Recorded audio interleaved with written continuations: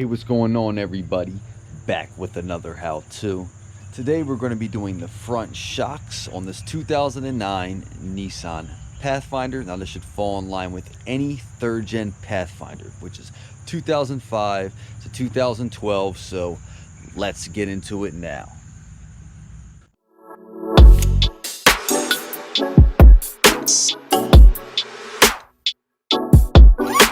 Alright guys, so first thing of course is we need to remove the wheel and get the wheel off. So the lug nuts are a 21 mil, so got a 21 mil here on an impact.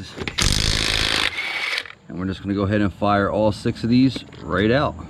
Alright, so here we are, wheel is off and we got a good visual here of our strut. Now, these are making some creaking noises. You can hear them like when the wheels turned, whether it's driving or parked. They are original, as you can see, they're very rusted out.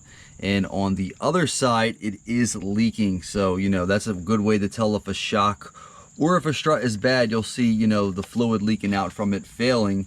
And it's really just a matter of time at that point. So, that is why we are replacing them. So, let's go ahead and get into the job. Alright, so this thing isn't held in with much. It's a pretty straightforward job. We have 3 14 mils on the top holding the strut in. And then we have a 19 mil bolt and 19 mil nut here on the bottom. Now, the one issue with this job is the sway bar here is obstructing the 19 mil bolt here at the bottom from coming all the way out. If we look at it, where the positioning is, you cannot get that bolt fully out with the sway bar where it is. So it sucks, but it is what it is. We can get this thing disconnected quickly with 2 bolts, and then that'll give us the free play and room we need in order to back that 19 mil out and get the strut out. So we're going to do that first. We're going to get the sway bar pushed down simply by disconnecting it from the control arm. So let's go ahead and get that done now. All right, so we're going to go ahead and get this sway bar out of our way so we can get that bolt out. Now the sway bar, of course, is held in with a sway bar end link, which is this right here, and it's held in with 2 17 millimeter nuts. So we got one right there and one right there. We're going to go ahead and disconnect it from the bottom. Now if you look right in there, that is a 19 mil behind the actual mounting point. So that end link has a 19 mil on it. You're going to put a 19 mil wrench on that to prevent this from spinning while we're backing that nut off. So that nut is a 17 mil. You're going to want an extension. I got about a 4 or 5 inch extension here with a 17 mil, of course. So I'm going to get that on there. As you can see, we're set up. I'm going to hold that 19 mil wrench while I fire that off with an impact. So let's go ahead and get that nut off.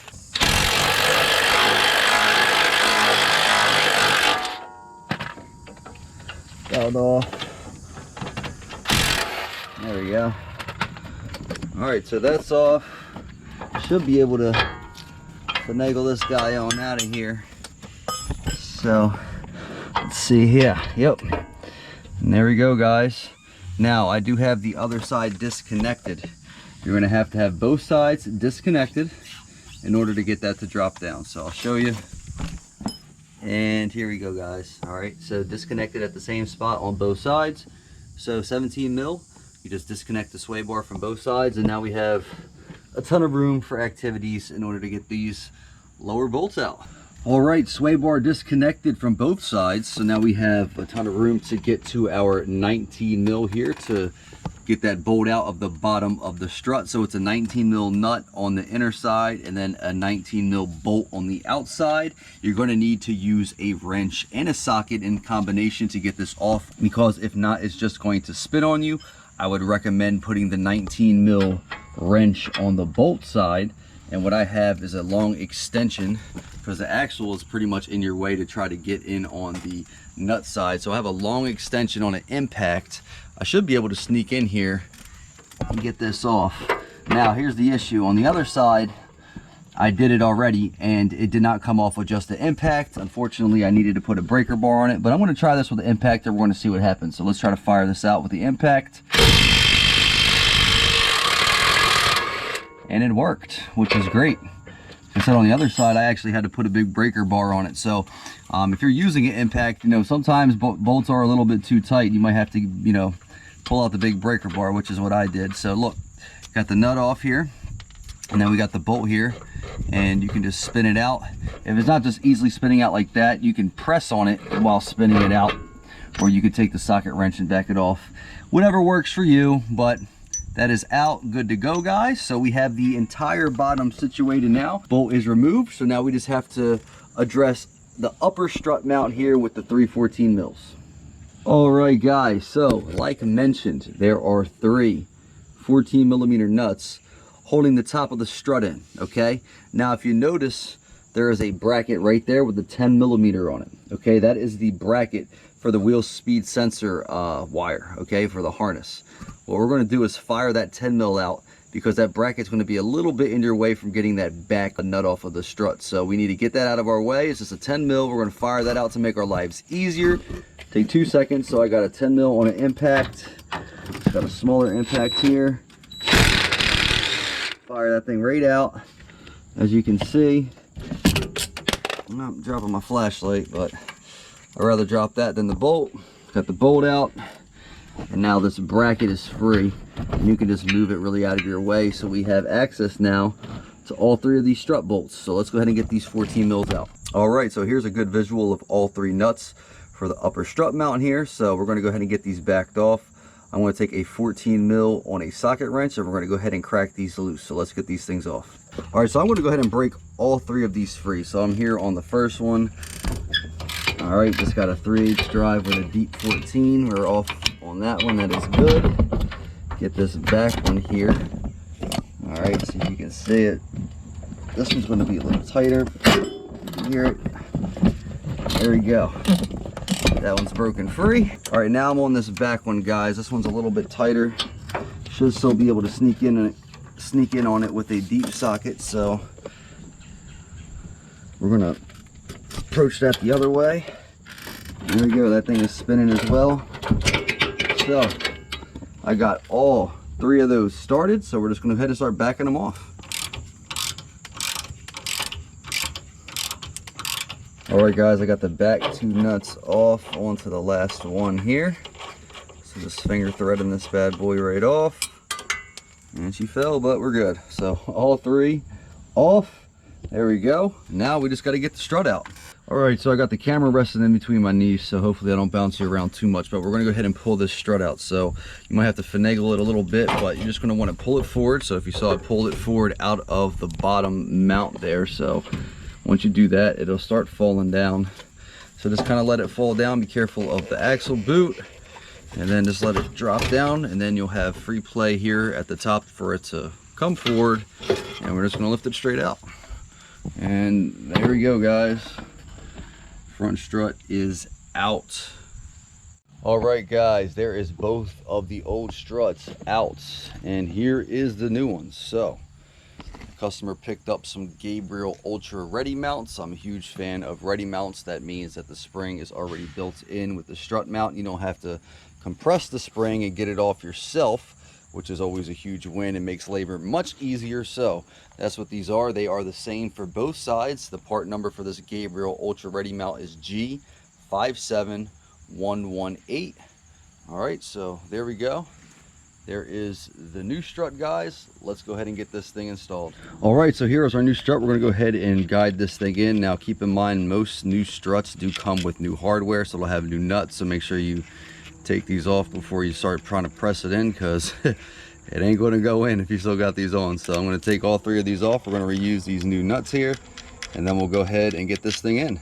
All right, guys, I got you back in between my knees, so hopefully I don't mess this shot up, but we're gonna try to get this thing back in the same exact way that we took it out, okay? So I'm just gonna guide it in and down, okay? And our goal is to get that top in, and then we're gonna mount the top, okay?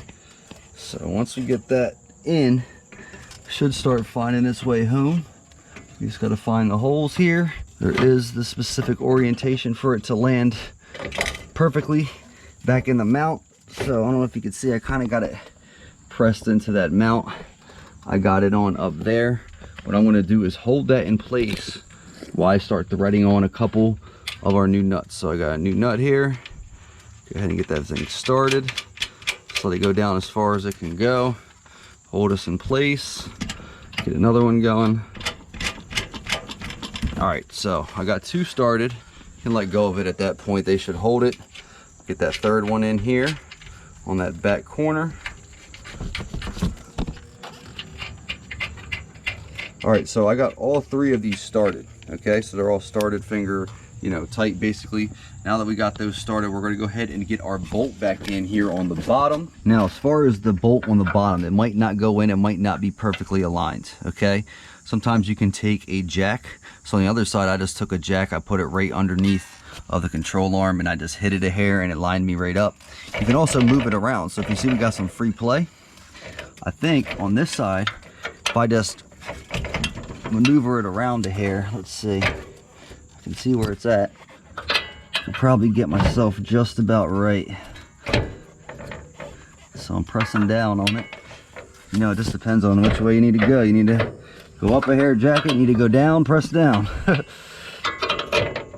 All right, there we go. Hopefully you saw that go in. So just, you know, press it down from the rotor a hair and maneuvered it while I pressed that in. And our bolt is back in. So we got everything loosely in, okay? I'm gonna go ahead and start our nut here on the other side.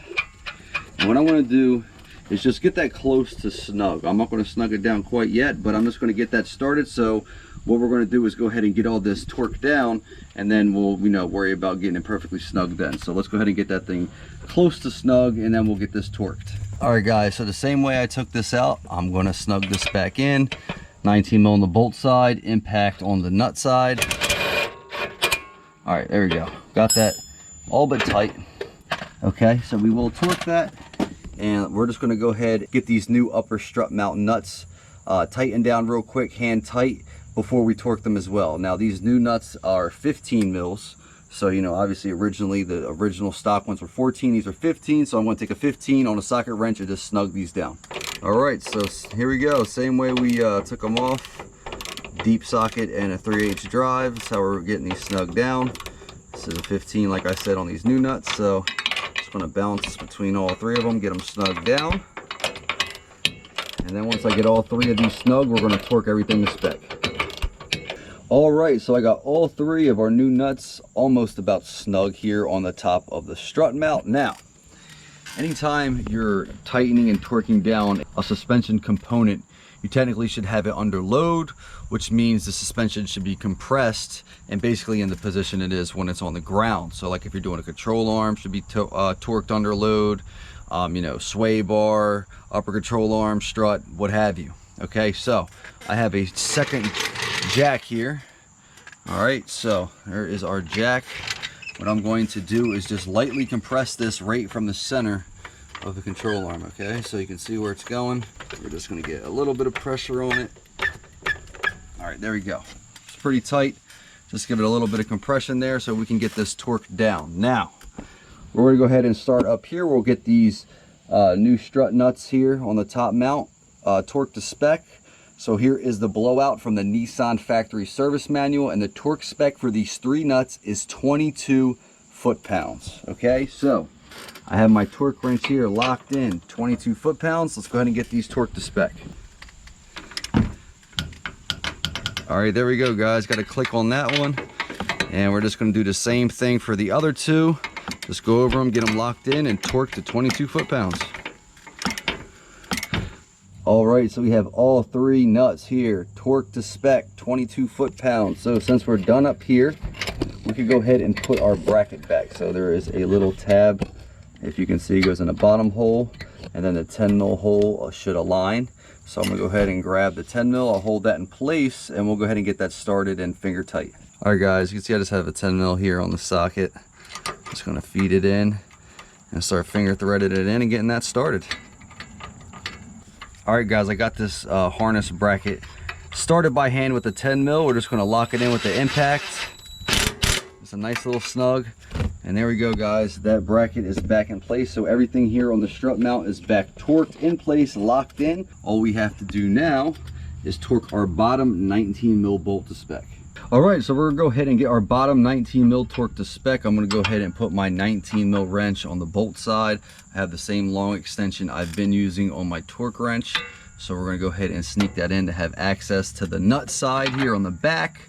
And the torque spec for this 19 mil bottom strut bolt is 155 foot-pounds, okay? So that is 155 foot-pounds. It's pretty tight. So let's go ahead and get this thing locked in. Torque wrench going here.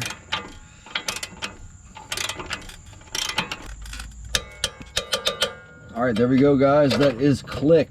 So 155 foot-pounds. Our bottom 19 mil bolt is now torqued to spec. So our entire strut is now put back together. Everything is good to go as far as the strut. We just have to do our one last thing, and that would be getting our sway bar end link attached back up and torqued to spec, since we had to remove that in order to gain access to our lovely 19 mil bolt down here. So let's go ahead and get that swung back up into position and locked in. All right, guys, so I put the nut right there on the bottom. So I'm going to take that back off. Go ahead and swing this guy back up and just guide it right back through the hole, just like that. Okay, obviously you're gonna have to do the same thing for the other side. I'm going to start this 14 mil by hand, and what I want to do is go ahead and get the other side in, and then we're going to torque it to spec. All right, guys, so I have the other side swung back into position as well, with the nut started just as you see it on this side. So we're going to go ahead and get this locked in with the impact snug, and then we're going to torque it to spec. So if you remember, there is the nut on the back of the end link. It is a 19 mil, so I'm going to put a 19 mil wrench on that. So we got that locked in, and I'm going to snug it down with the impact, and then we'll torque it to spec.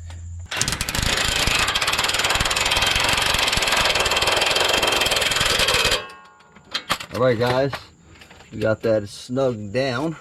All right, guys, got the torque wrench here set up, 67 foot-pounds. Let's see what we got here. All right, guys, here we go. There we go, locked in. 67 foot-pounds, guys. So if I can get my wrench back, yes, there we go, guys. Everything here is torqued to spec. All we have to do is go to the opposing side and get the bottom of the sway bar end link torqued as well to 67 foot-pounds. So I hope this helped with replacing the front struts on your 3rd gen Nissan Pathfinder. Make sure you stay tuned, because you never know when I might be wrenching on this thing again. And until next time, guys.